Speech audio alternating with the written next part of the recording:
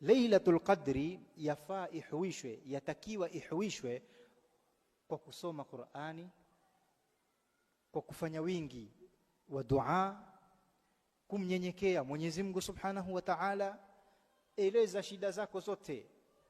Hii ndio chansi ambayo kwamba hutoipata tena mpaka mwakani, na hiyo mwakani huna hakika kama utakuwa hai. Patiliza fursa hii.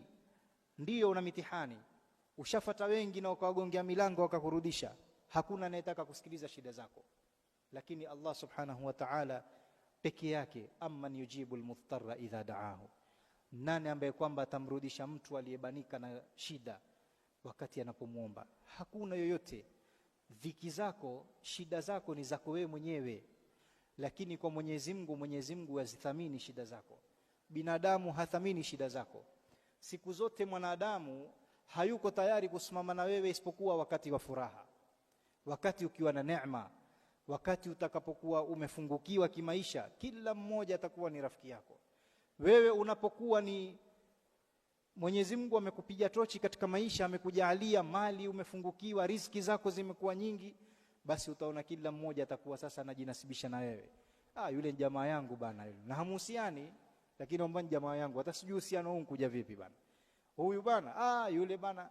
Lakini ukiwa maskini watolewa kwenye family wewe. Hata kwenye vikao kukiwa na mkutano kwa ushauri wa jambo fulani, wewe maskini mwache tutamuelezea baadaye, yule hana neno. Hakuna dharura kuhudhuria kikao, yule waonekana utakuja kuharibu shekhi. Hata ushauri kwenye kikao cha watu wenye pesa, wewe huthaminiwi wewe maskini wewe na Mungu, wewe muombe Mungu mpaka utakapopata. Ukipata inshallah tutakuwa pamoja, lakini kama ukujaliwa kupata inshallah bakia hivyo hivyo, endelea kuomba wewe. Sasa ndo kaona Sayyidina Ali radhiallahu anhu. Sayyidina Ali radhiallahu anhu asema katika mashairi yake, in qalla mali fala khillun yusahibuni au zada mali fakullu an-nasi khullani. In qalla mali fala khillun yusahibuni wa fi ziyadati kullu an-nasi khillani. Kam min aduwin au kam min sadiqin kam min aduwin li ajli al-mali sahabani wa kam sadiqin li faqdi al-mali aadani. In qalla mali fala khillun yusahibuni wa fi ziyadati kullu an-nasi khillani. Kam min aduwin li ajli al-mali sahabani wa kam sadiqin li faqdi al-mali aadani.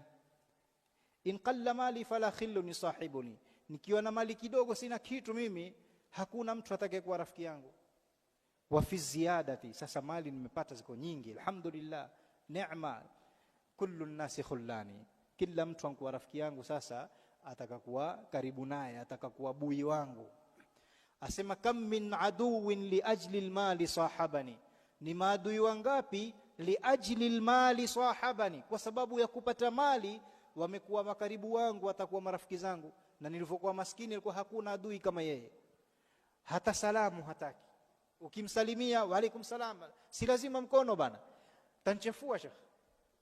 Lakini sasa alipokuwa na mali, mashaallah, akienda akimpigia na magoti, ataka kumbusu na mkono yule aliyokuwa maskini. Kam min aduwin li ajli al-mali sahabani wa kam sadiqin, ni marafiki wangapi walikuwa na mimi chanda na pete, li faqdi al-mali aadani, kwa kukosa mali wamegeuka, wamekuwa maadui wangu. Lakini nilipokuwa na mali yangu, nikiitwa majina makubwa, wasemaje boss, mheshimiwa, mzee. Pengine mtu ni mdogo, hata umri wake amebalighi juzi, lakini aitwa mzee. Kwa nini? Kwa sababu ya mali. Ameitwa bosi kwa sababu ya nini? Ya mali. Mali tu ndio imesababisha paka Sasa mwanadamu Mwenyezi Mungu Subhanahu wa Ta'ala humtoa katika hali ya ufukara akampeleka katika hali ya utajiri. Kwa sababu ya nini? Ya dua anazoziomba zikaafiki katika huu siku wa nini? Wa Lailatul Qadr.